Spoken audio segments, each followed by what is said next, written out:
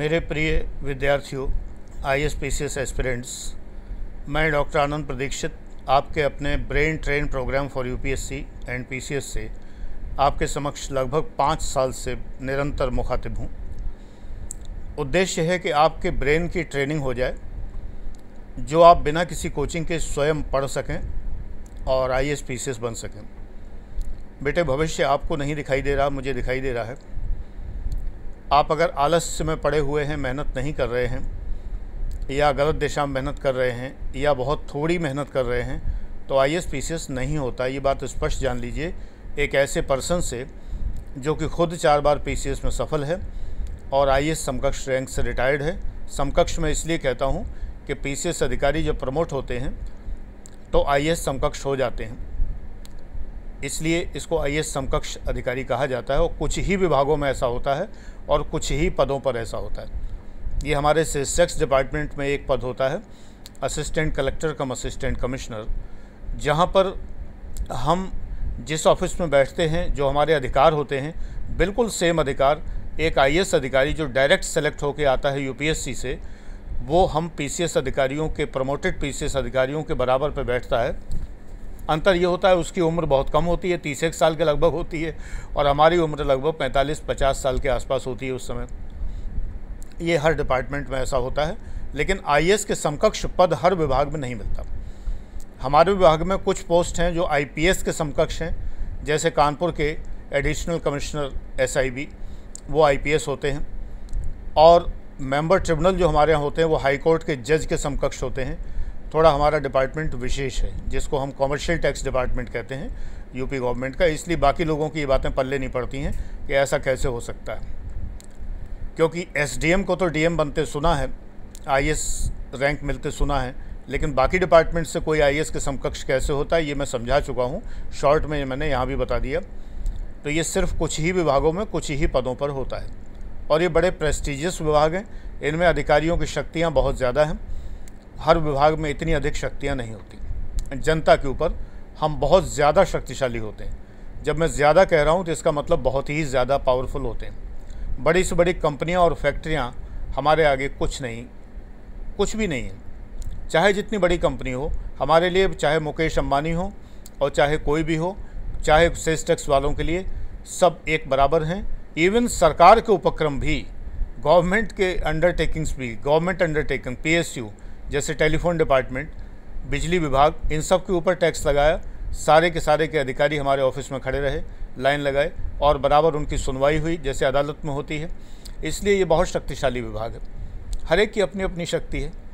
एक बार बिजली विभाग वालों से थोड़ा मनमुटाव हो गया था टैक्स को लेकर, तो उन्होंने बिजली काट दी। हमारी बिल लेट हो गया ज़रा सा हमारे कार्यालय की बिजली काट दी। भाई, अपनी अपनी पावर है उनका तो नाम ही पावर कारपोरेशन है, तो वो तो पावर काट ही सकते हैं। हमारे सब कंप्यूटर बंद हो गए सारे। मैं तो छोड़ चुका था डिपार्टमेंट उस समय, तब की बात है। तो बड़ा मज़ा आया सुन के कि भाई पावर कारपोरेशन ने भी पावर दिखा दी अपनी। तो हर किसी की अपनी पावर होती है। तो मैं तुम्हें अफसरी जीवन की तमाम बातें इसलिए बताता हूँ जिससे तुम मोटिवेट हो। ये कंटेंट का चैनल है ही नहीं, ये इसलिए चैनल है कि आप समझें कि एक अधिकारी क्या होता है, और अधिकारी बनने में क्या क्या मज़े हैं और क्या क्या कमियां हैं, क्या क्या समस्याएं हैं, क्या क्या अच्छाइयां हैं, कौन कौन से मोटिवेशंस हैं, और पढ़ने के लिए क्या करना चाहिए। क्योंकि मैंने जब PCS किया था, it was very tough. 13 paper, 5 optional, mathematics compulsory, English compulsory. आज तो UP PCS के मेंस में इंग्लिश होती ही नहीं है, लेकिन प्री में होती है बेटा, धोखे मत रहना। प्री में इंग्लिश होती है अच्छी खासी। सिलेबस मैंने अपने फेसबुक के ग्रुप्स में डाल दिया है। कुछ बच्चों ने पूछा था व्हाट्सएप पे, तो मैंने कहा इसी में डाल देते हैं, सभी पढ़ लेंगे।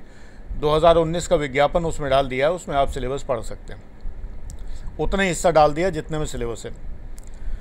तो मुख्य बात यह है कि पुस्तकों के लिए आप लोग बड़े चिंतित रहते हैं, नेट पे ढूंढते हैं तो आपको वही मिलती हैं किताबें।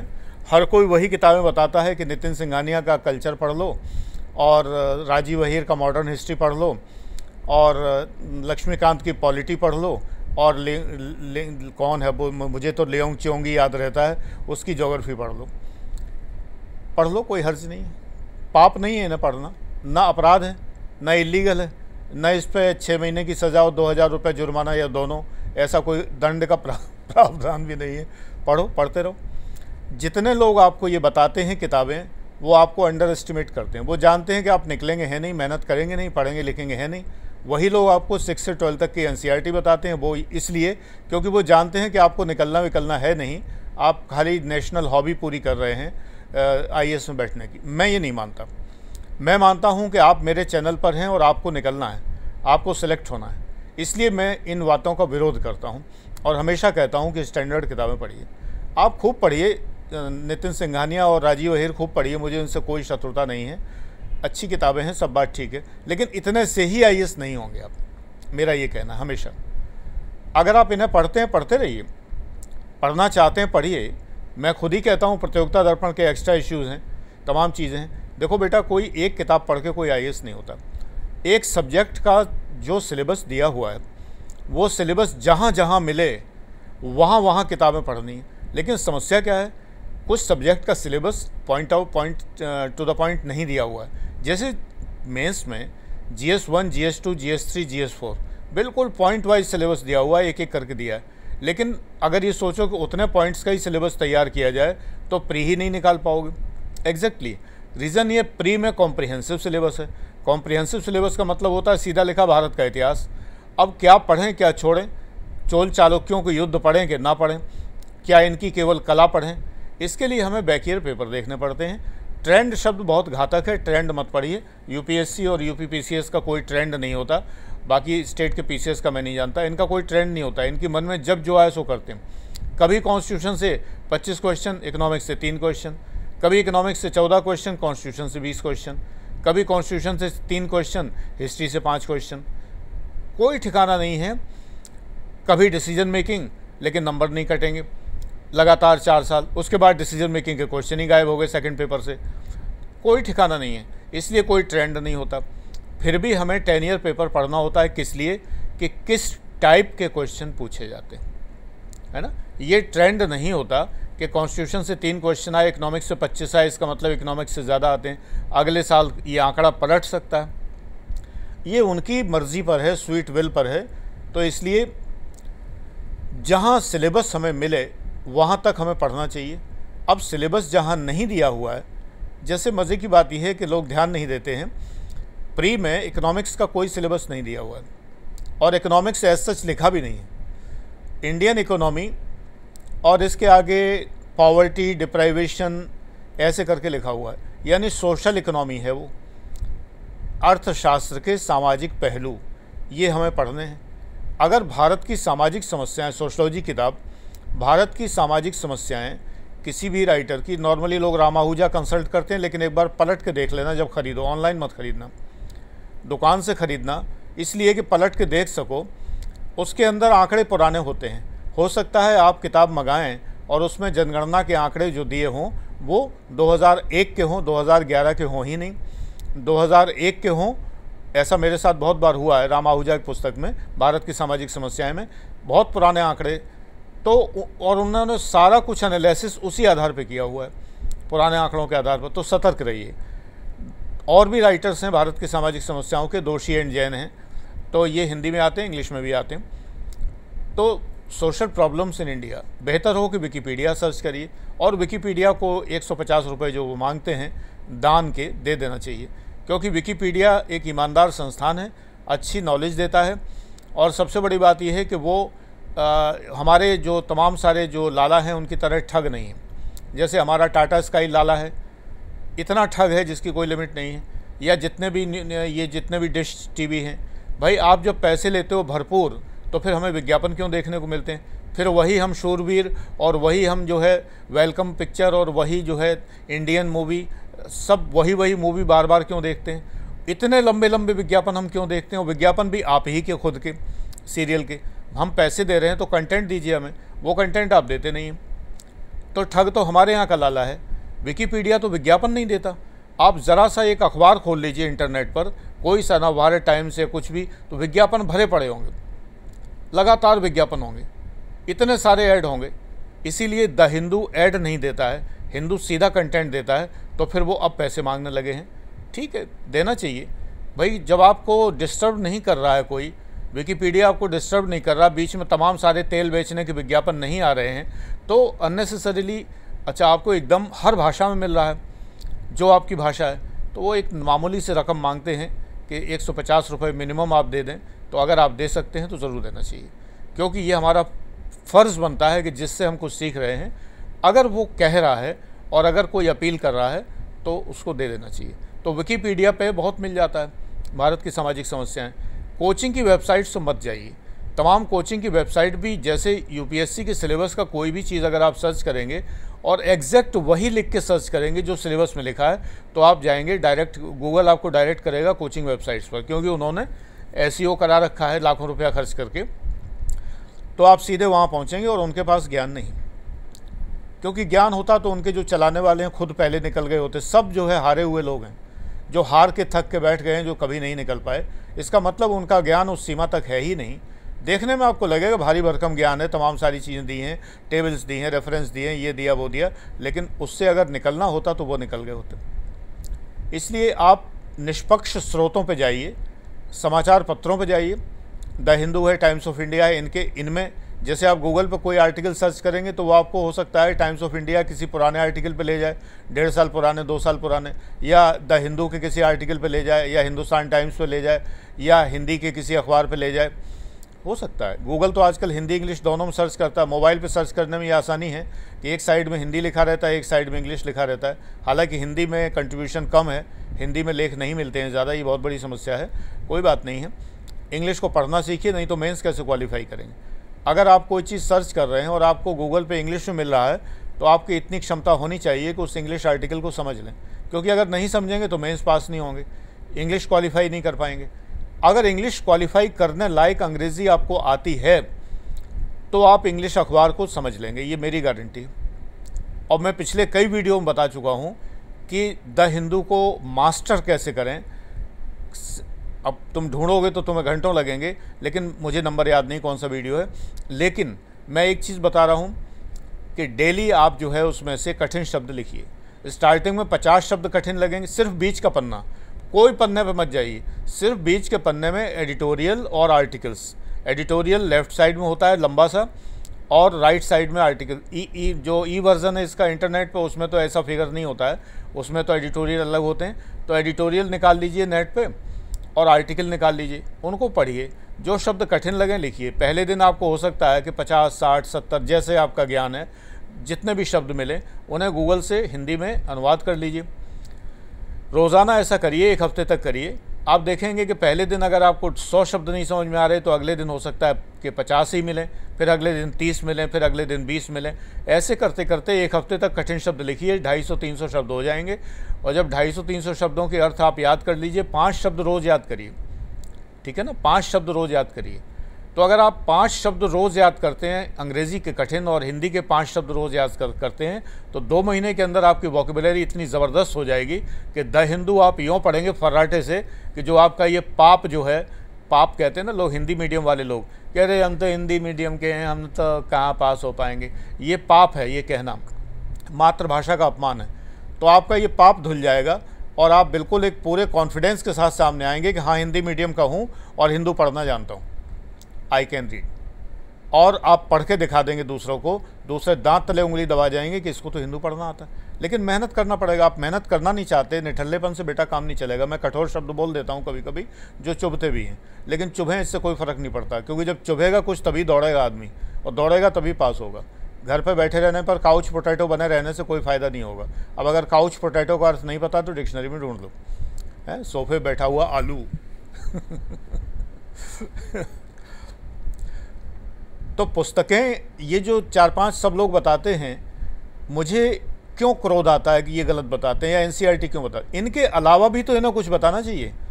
ये जितने आईएएस में सेलेक्ट हैं, इन सबको पता है कि इन पुस्तकों से ये सेलेक्ट नहीं हुए, ये झूठ बोलते हैं। खाली इन पुस्तकों से ये सेलेक्ट नहीं हुए, इनका ज्ञान इतना विस्तृत है, इन्होंने अपना जो ज्ञान ऊंचा किया हुआ है वो किन किन किताबों से किया, अगर ये बता दें तो तुम डिमोरलाइज हो जाओगे। जब मैं ही कह देता हूँ कि 40-50 किताबें चाहिए तो आपको लगता है अरे बाप रे झूठ बोल रहे हैं ये वो। पहले जब कमेंट ओपन थे तो यूट्यूब के चैनल पे लोग उटपटांग बातें लिखते थे, 40-50 किताबें, मजाक समझते हैं। अरे 30 तो टॉपिक हैं प्री के भाई, प्रिलिमिनरी एग्ज़ाम में अगर टॉपिक हम ढूंढें और वो एक एक टॉपिक जो है वो ऐसे टॉपिक है जैसे कि फिज़िकल ज्योग्राफी पूरा एक टॉपिक, अगर हम 360 दिन एक साल तैयारी के लिए रखें और 30 टॉपिक हैं तो 12 दिन में एक टॉपिक तैयार होना चाहिए 12 डेज़ में।